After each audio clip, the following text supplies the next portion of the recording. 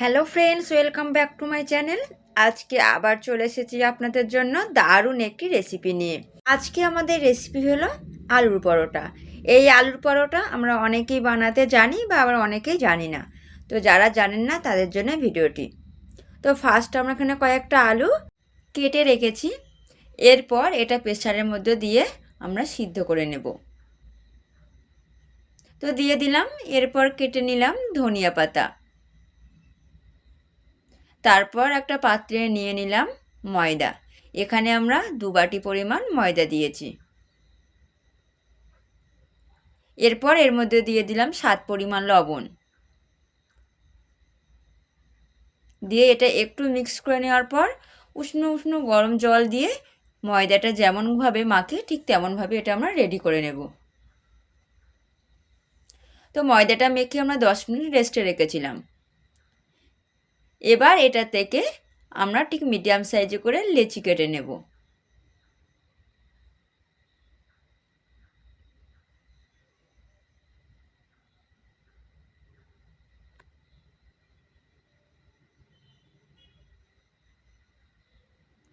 তো আমরা সবগুলো লেচি কেটে নিলাম। এরপর আলুটা সিদ্ধ হয়ে গেছে, আমরা ঝাঁঝরিতে জলটা ঝরিয়ে নেব। তারপর একটা প্লেটের মধ্যে আলুটা নিয়ে একটু ঠান্ডা করে নেব। একটু ঠান্ডা করে নেওয়ার পর এটা এবার ম্যাশ করে নেব।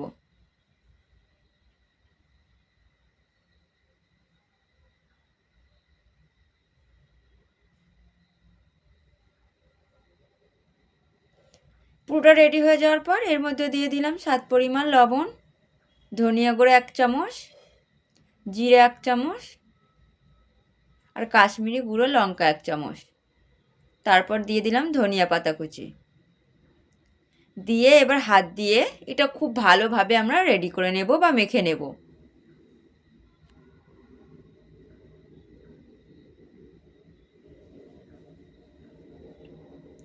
তো দেখতে পাচ্ছেন এটা খুব সুন্দরভাবে আমরা রেডি করে নিয়েছি।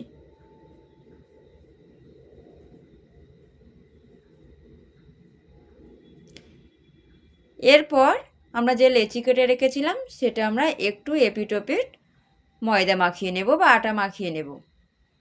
মাখিয়ে নেওয়ার পর হাত দিয়ে একটু চেপে নেব, নিয়ে মাঝখানে আমরা আলুটা দিয়ে দেব, দিয়ে এটা আমরা মুড়ে দেব।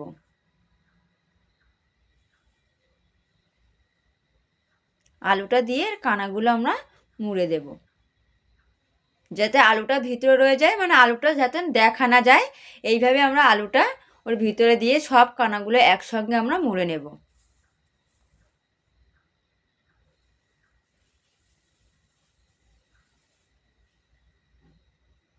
তো এইভাবে রেডি করে নেওয়ার পর এবার এটা আমরা যেমন রুটি বেলে তেমন একটু বেলে নেব। খুব চাপ দিয়ে বেলা যাবে না, তাহলে যে আলুগুলো দেওয়া আছে সেগুলো উপর থেকে ছাপছাপভাবে উঠে আসবে। এটা হালকা হাতে আমরা বেলে নেব।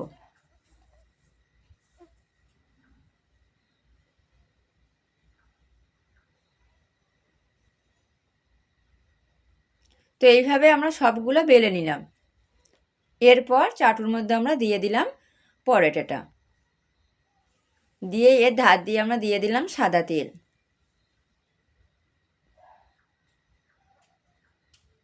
দিয়ে এবার খুব সুন্দরভাবে এটা ভেজে নিতে হবে। গ্যাসের জালটা একটু আস্তে দিয়ে ভাজতে হবে, নইলে উপরে দাগ এসে যাবে, ভিতরে একদমই রেডি হবে না, খেতে একদমই ভালো লাগবে না। সেই জন্য গ্যাসের জালটা একটু আস্তে দিয়ে এটা আমরা ভেজে নেব।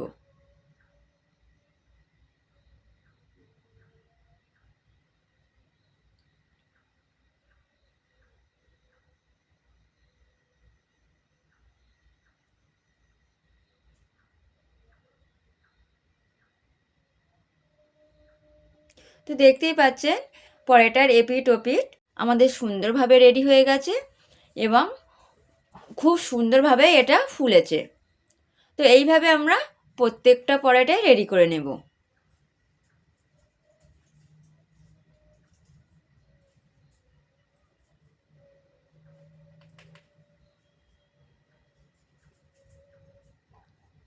তো এইভাবে আজকে আমাদের আলুর পরোটা রেসিপি রেডি হয়ে গেছে।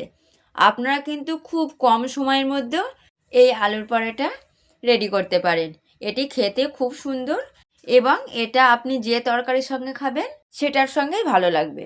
তো চলুন আজকে ভিডিওটি এখানেই শেষ করছি।